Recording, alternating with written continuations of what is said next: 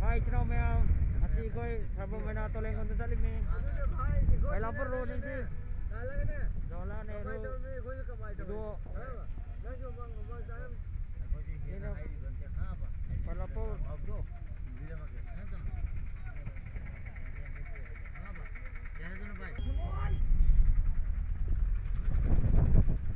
Ina koi laki bur ro tani chale si.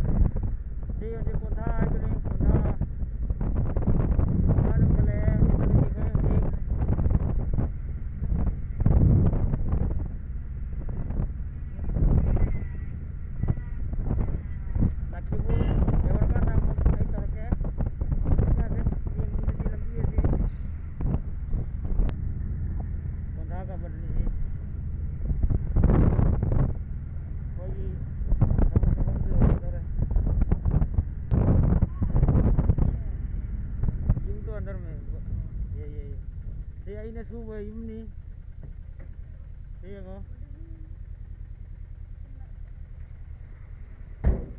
iya ini suba yumni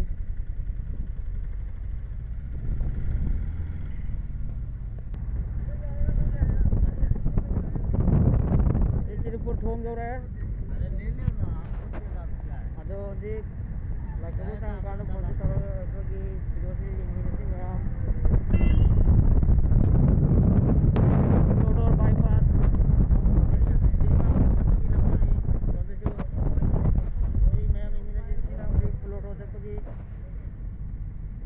mein kunjungan hukum kau benar di roh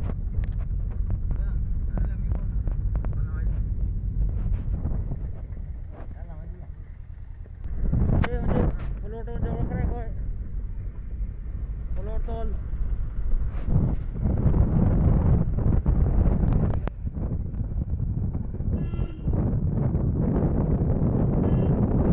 pelotol bazar kan masih bazar namitin na tede namitin de ayong koy bilay mi ko na video clip to rin vlog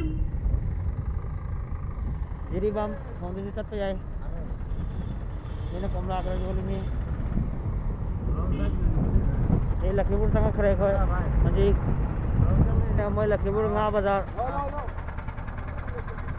total की nga बाजार लखीमपुर की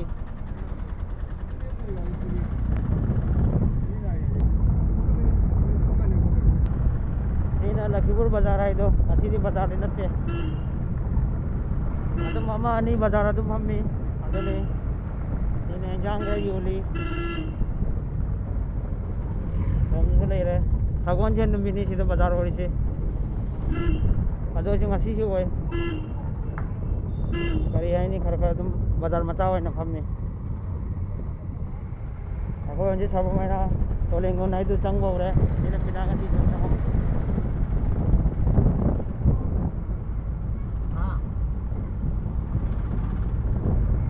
now ma'am ai kisi na ma'am na video di yang biya ko subscribe to video please subscribe to video tolengon baru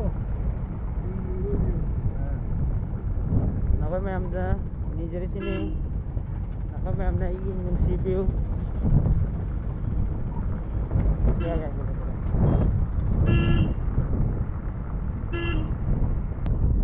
sabar main lagi direct ke saya nanti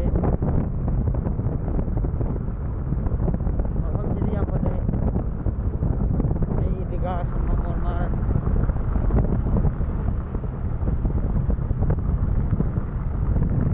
school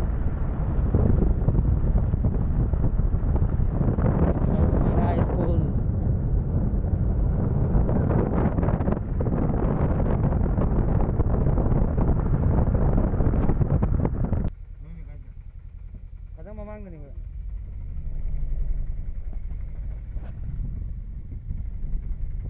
Kalau mana masjid itu coba.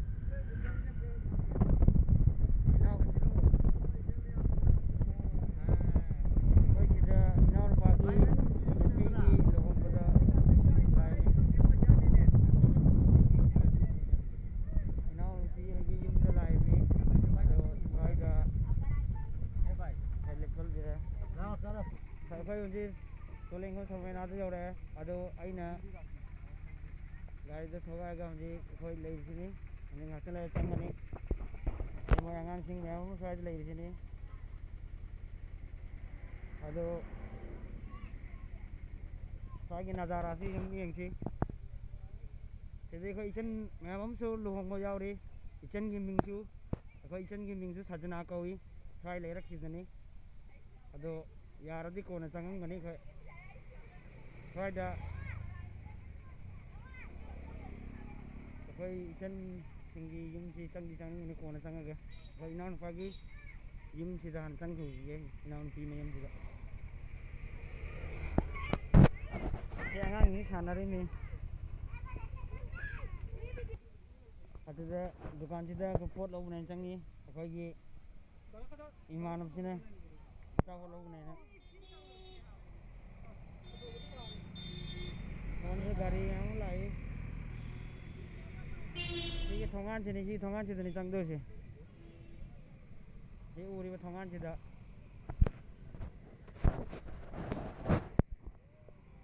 Kau iman apa sih? Ata pun lau bukan na. Mukta lagi ata pun lagi tena. Kau iman apa sih? Mani putih lagi ni apa? Maya ngang sing cida sana deh si school he. Karena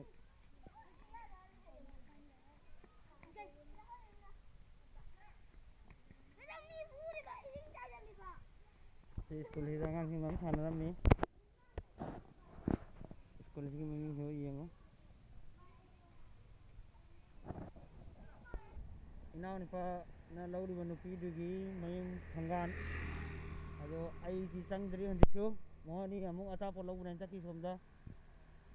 Si dukan mata si ata pun kara nu hajab lagi dalam diri na. Ado si degi amung na itu ada lapa. Kau anga imanap sih kau inaw ni pas kelai ado. Ata pun lau bukan calo di mikai calo di gian menta deh. Udah melona. Ah. Ada bangang ini lah, mulai isu memang lagi. Ada nanti karya ini,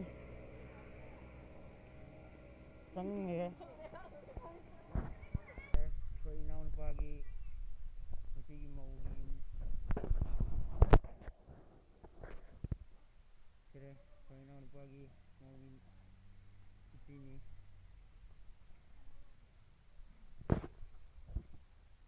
Itu orang. Ini